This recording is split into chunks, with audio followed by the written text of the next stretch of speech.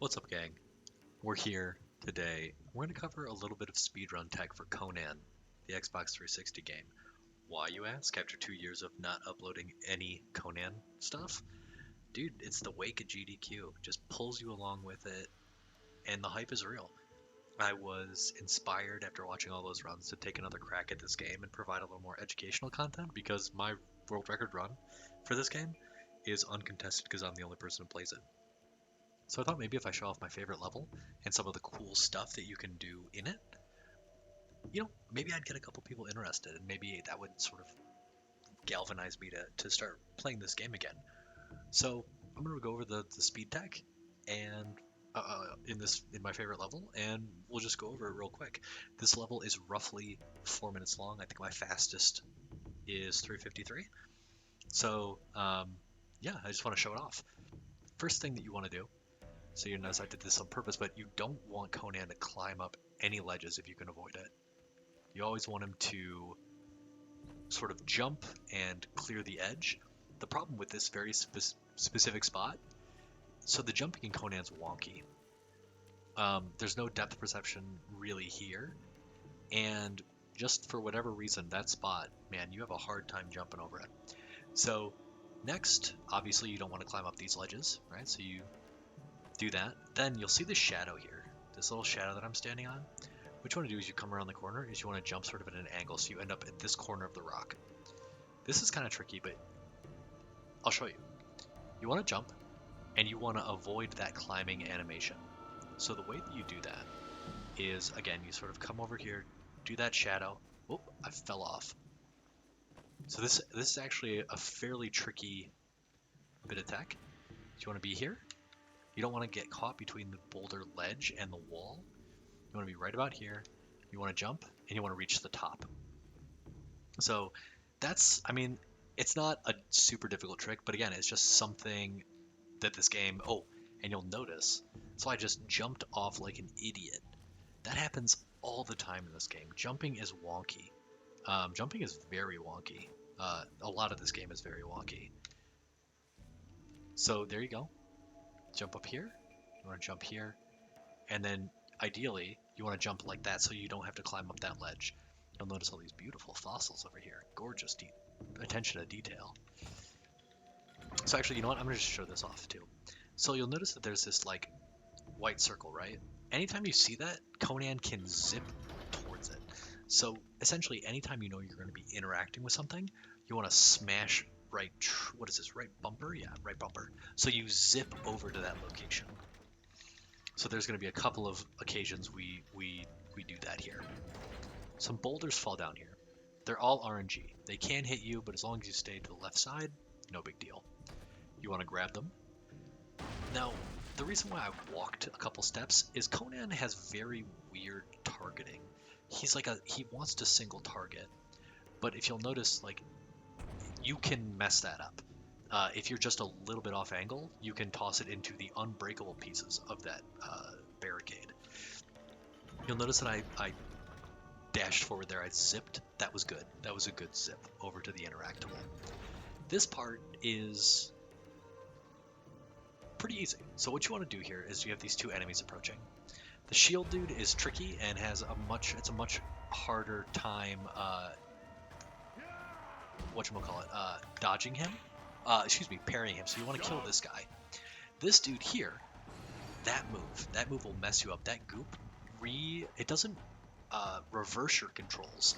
It changes them completely. So you can still block, but like up is down, left is right, and not everything's the same. So after you parry that dude and kill him, you want to throw one of those barrels. So you'll notice that I didn't kill him. Ideally what you do is you quickly sprint over and you kill dude with the pole axe or whatever. This guy is following close behind. What you want to do then is grab a barrel and throw it at him. Enemies in this game only really want to kill you when you're doing something you want to do, like open this. So after parrying his friend and killing him, running over to that chain, the dude with the shield will then sprint after you and attempt to kill you. We don't have time to kill him, right? We want to do it as quickly as possible. So we lifted that giant keg, that giant barrel barrel and we toss it at them. Like I said, most enemies ignore you for a vast majority of the time. So here, the whole point of this cargo ship is to destroy the cargo. Or excuse me, that's the whole point of this, is to destroy the cargo ship's cargo. So on each ship, there is 3 pieces of cargo you need to destroy. 2 in the basement, and 1 at the mast.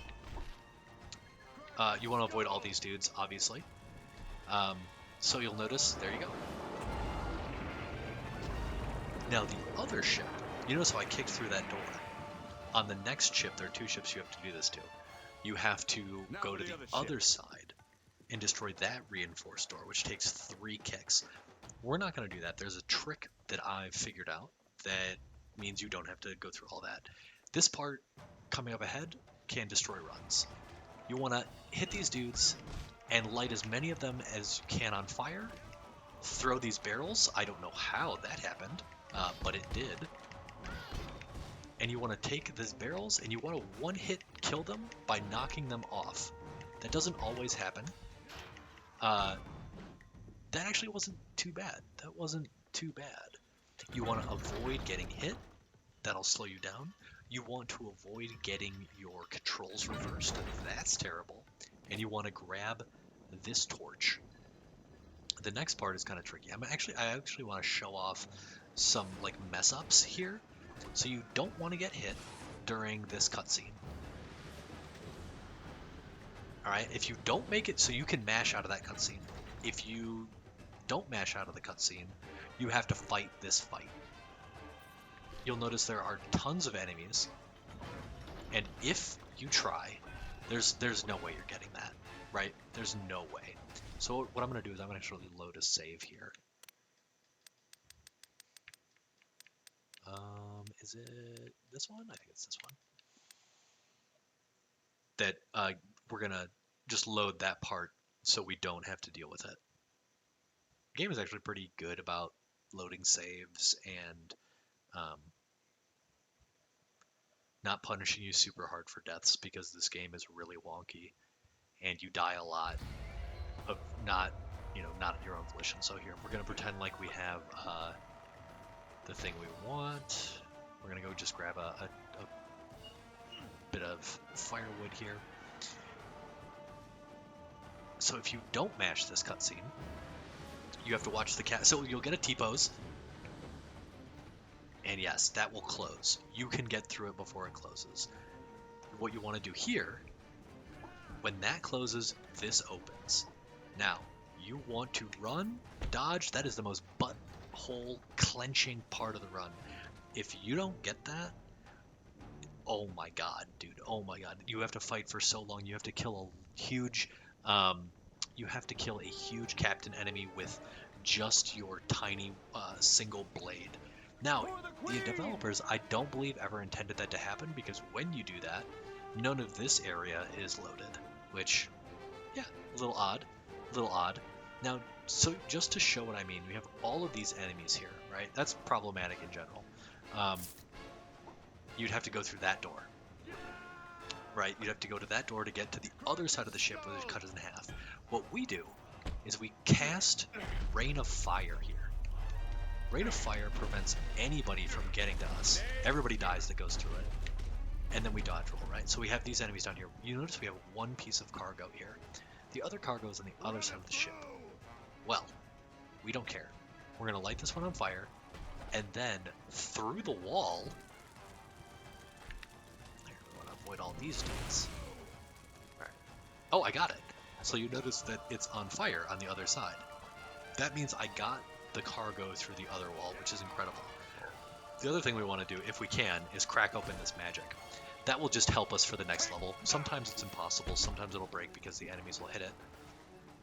We want to jump over that, and we want to quickly avoid all these guys, light this on fire, and we're done. So that was the whole level. That took roughly 5 minutes and 30 seconds, right? That wasn't too bad. What we are going to do, I'm going to try to, that was actually a pretty good explanation of this level. and some of the stuff. I'm actually going to try to record a really good level without any commentary, just so you can see how it's done. And I think that's it. I just really wanted to show this off. There's a lot of fun tech in this game, a lot of enemy manipulation, some RNG stuff. This game is Heartbreak Hotel a lot of the time, but it's really fun when everything goes right. And I hope people can play it. I hope people try it out. But yeah, that's it. That's going to be this one. And then I'm going to do a quick, hopefully, I'm going to do a quick level where I beat it really fast. Anyway, stay tuned.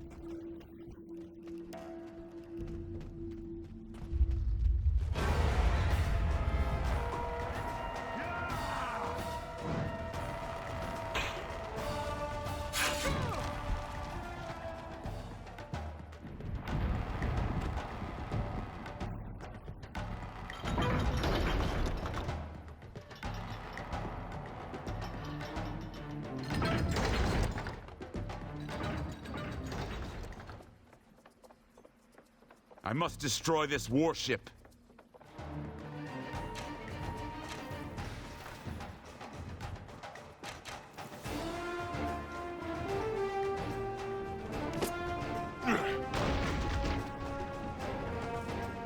Crack his skull!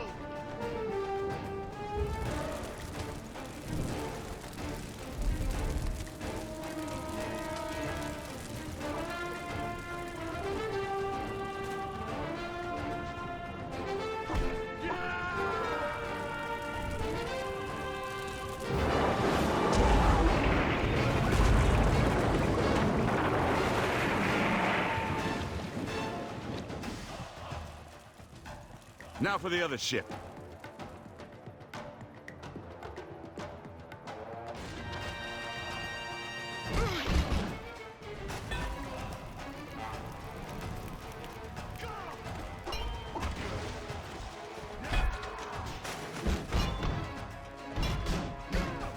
Die!